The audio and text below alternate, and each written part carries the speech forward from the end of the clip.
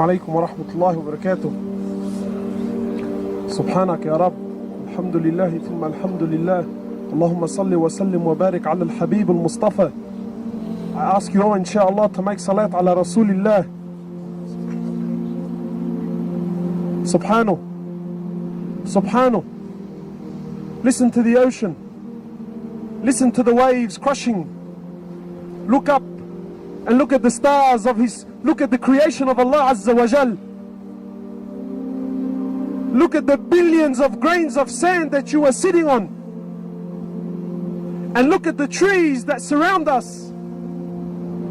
Subhanak ya Rab. Subhanak ya Rab, that all of His creation, be it the earth, be it the ocean, be it the trees, be it the animals, be it insan, be it the jinn, be it the prophets, be it the angels, be it Jibreel, be it Israfil, everything is dead except Allah Azza wa Jal. Everything is dead. Everything is dead except Allah Azza wa Jal. Nothing moves, nothing stops, nothing makes, and nothing breaks except by His will. Subhanak ya Rab. Subhanak ya Rab. Subhanak ya Rab. Rasulullah sallallahu alaihi wasallam told his companions, I see what you don't see, and I hear what you don't hear. Verily the heavens have squeaked, they're creaking, overloaded. He says there isn't room for four fingers. There isn't room for four fingers, except there is an angel in prostration to Allah. Except there is an angel in prostration to Allah. Subhanak ya Rab.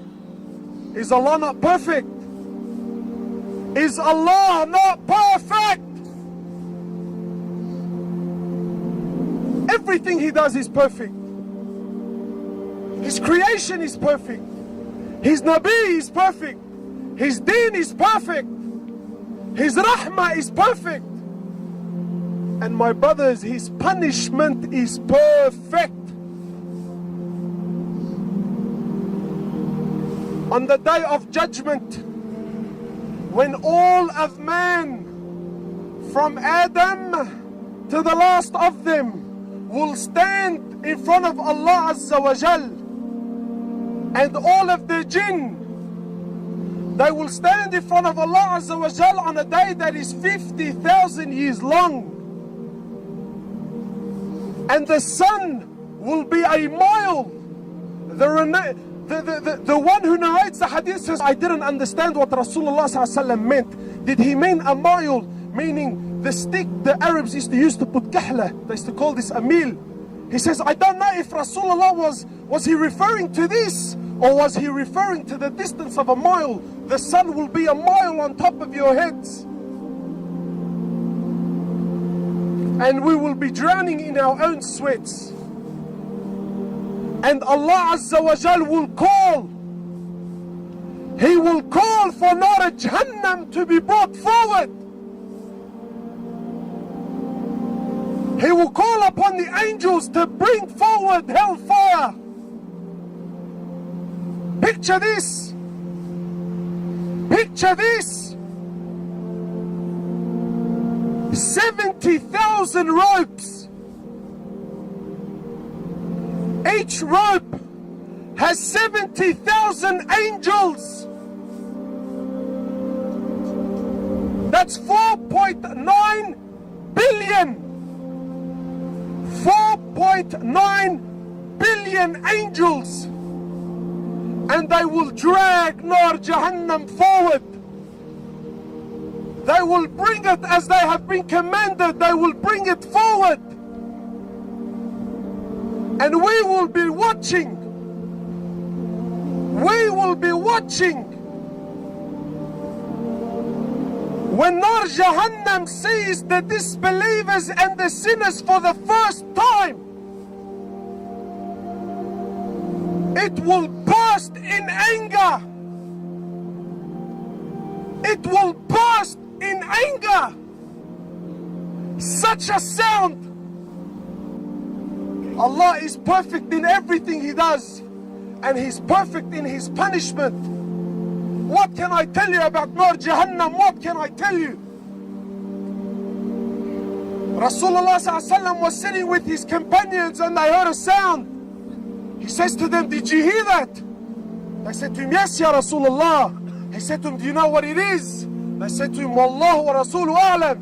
He said to him, this is a rock that was thrown into hellfire 70 years ago, and only now did it reach the bottom. Only now did it reach the bottom. How big? 4.9 billion. But that's not the scary thing. Allah Azza wa Jal is promising Nar Jahannam that you will be full. I will fill you up. Halim talaqi, He says to it. Are you full? Is there any more room? And it says to him, Hal min mazid, bring it on. Is there any more? Is there any more? This is what I was designed for. This is what I was created for. Bring them on. Is there any more?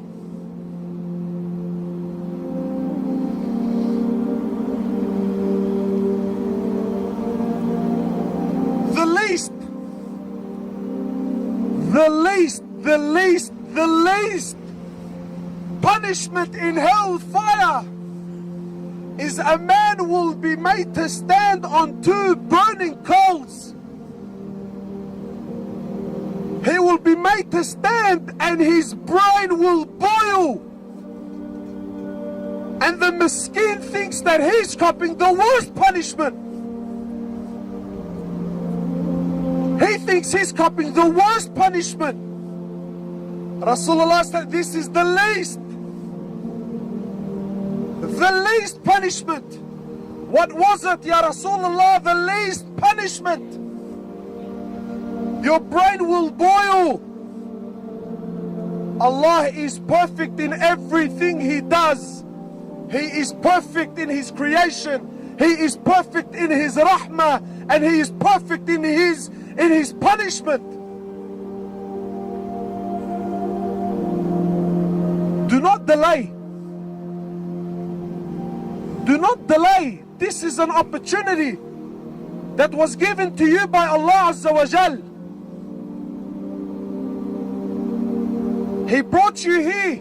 He gave you this opportunity. My brother, do not go back to Sydney in the same condition you came. يا أيها الذين آمنوا قوا أنفسكم وأهليكم نارا.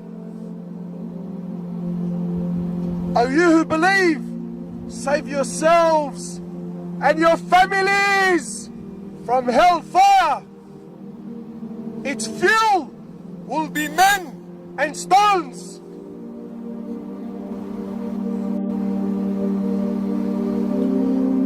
Do not delay. This is the time. May Allah subhanahu wa ta'ala have mercy upon us all and forgive us all. Inshallah, Ameen. Ameen. Jazakallah khairan. Allahu Akbar. Wallahi, brothers, after these beautiful talks and reminders, that I know that none of you doubt that each one of these brothers had spoken from their heart. I know that these talks are coming straight from the heart to the heart. And every single one of us now is sitting down and comprehending and thinking and saying, you know what, it's true, it's true, it's true, it's true. But what's next? What's next? Are we going to go back after what we've heard? After this beautiful feeling that some of us never ever felt this beautiful feeling ever in their lives? Wallahi, there are people dying just to get this feeling that you are getting right now. Why is it you that at this camp? Why is it me that Allah had gathered us here tonight? On a night which is night full of corruption. People disobey Allah, drink alcohol, commit sex and do this and do that. And Allah Azza wa Jalla wanted this group of believers to get together for the sake of Allah, to remind themselves of Allah, to remind themselves about the Day of Judgment, to remind themselves about the love of Allah and His Messenger. Why is it me? Why is it you that we're here? Isn't that alone? Isn't that alone worth to thank Allah subhanahu wa ta'ala to the Day of Judgment? Doesn't Allah Azza wa Jalla deserve to be thanked? I ask you about Allah, is your Lord Allah worthy of being disobeyed? Does Allah deserve that disobedience? Does Allah deserve that negligence? Does Allah subhanahu wa ta'ala deserve us turning away from Him? Does Allah subhanahu wa ta'ala deserve us not worshipping Him?